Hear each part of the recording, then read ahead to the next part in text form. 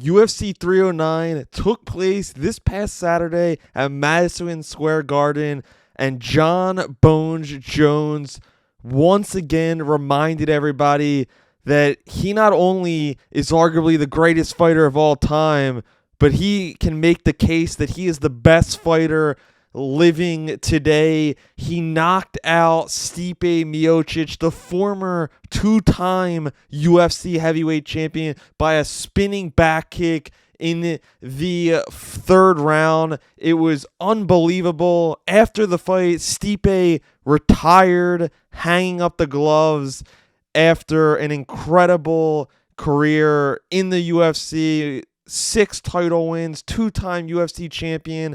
That guy is just everything and more you want from a fighter. But John Jones, from start to finish of this fight, was in control, maintained the distance, was quick, was for a heavyweight, was just so patient. Everything was timed, everything was thought out. He didn't rush any movements, kind of how John always is. And he wasn't that quick version of himself like we saw when he was at heavyweight.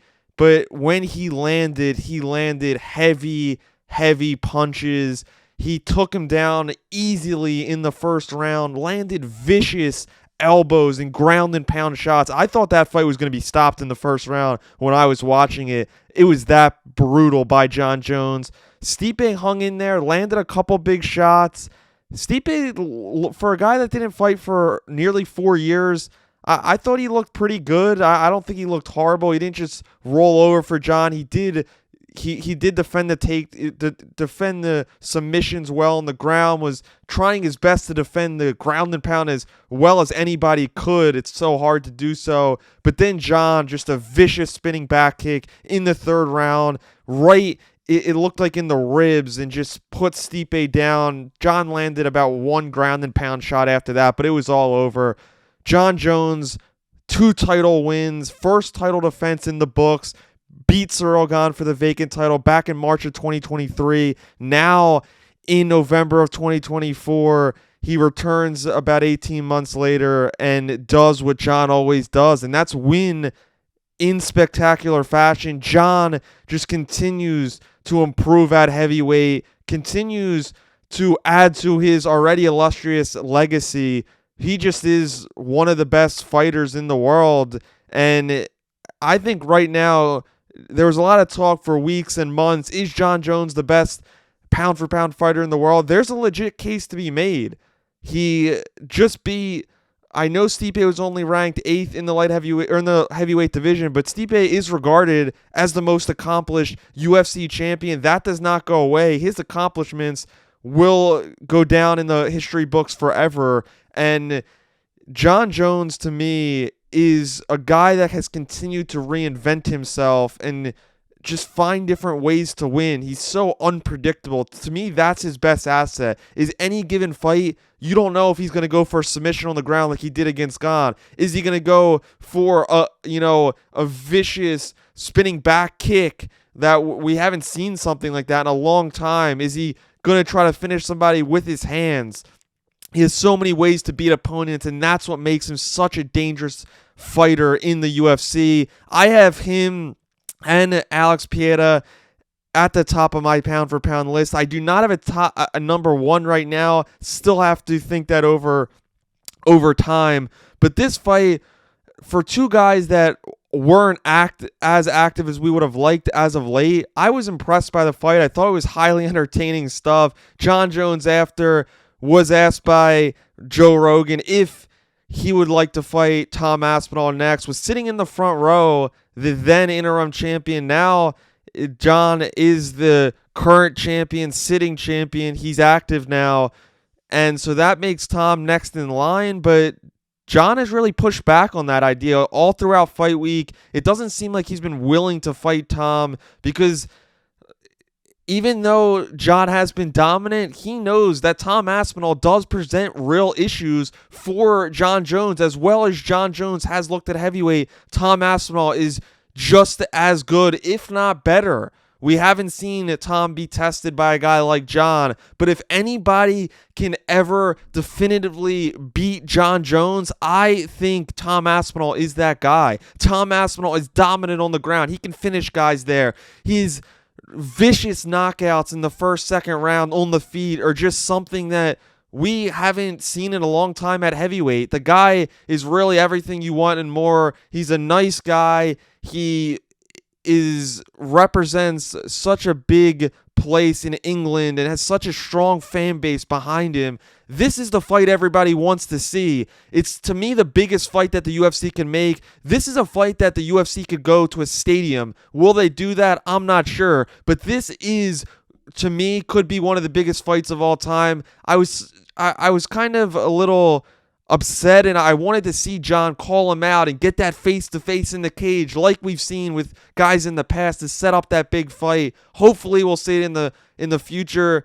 I never thought John was serious and going to retire after that fight. It seems like he has a little bit left in the tank, and I do think, if I had to say right now, I think John Jones faces Tom Aspinall in the future. That fight would be unbelievable, and the co-main event for this one was a 5-round lightweight bout. It featured a rematch from back of the title fight, vacant title fight, back in 2021. Charles "Do Bronx" Oliveira versus Iron Michael Chandler.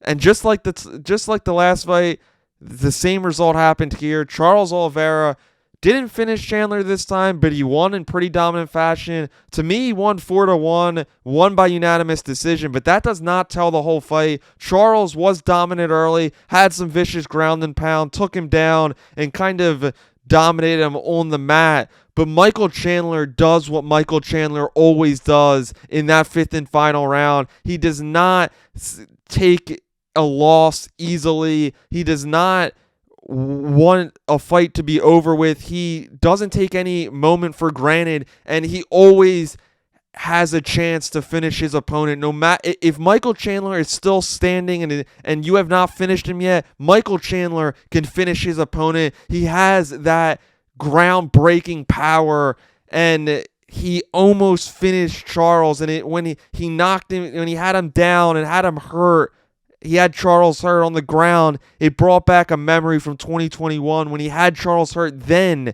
and he couldn't get the job done.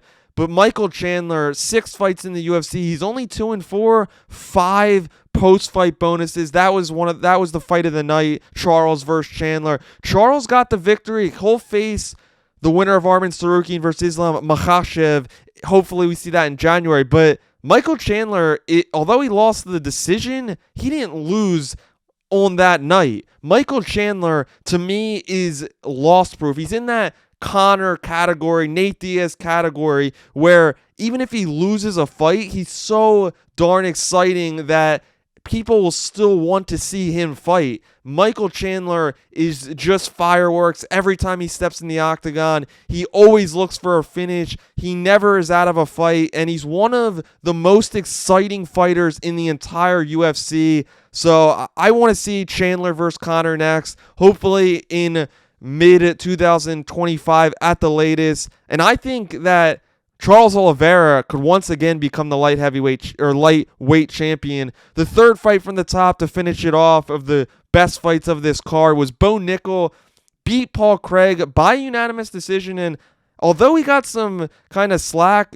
I actually was really impressed with Bo Nickal in this fight. To face a guy in Paul Craig who has over 20 fights more of experience. Bo Nickal only had 6 fights of experience in this going into this fight, and he beat him unanimous decision 30-27. He didn't use his elite wrestling because Paul Craig's also great on the ground and great at submitting people. Bo Nickal used his new and improved striking. He outstruck and outlanded Paul Craig at 54-47 in significant strikes. I was really, really impressed with Bo Nickal's strikes, and he really has improved a lot on the feet. He wobbled and hurt Paul Craig a couple times, more significantly in the last and fifth and final round. And Bo is just so calm, so confident when he's in that octagon. And I think I was a little surprised he didn't work in at least one takedown, but I think this shows and proves to everyone that he's not a one-dimensional fighter. He's not just a great wrestler. Bo Nickel is an all-around fighter, and as he continues to grow and gets 10, 12, 15 fights in his career, he's only going to improve. He's 7-0 now with 6 finishes and adds another win in his UFC career. He's only been training MMA for a little over 3 years at this point, and he, to me, is one of the best young prospects in the sport. The boos, to me, were not worthy for this performance. It's not Bo Nickel's fault. He was a minus 1,200 plus favorite, but he still has a lot of room to grow.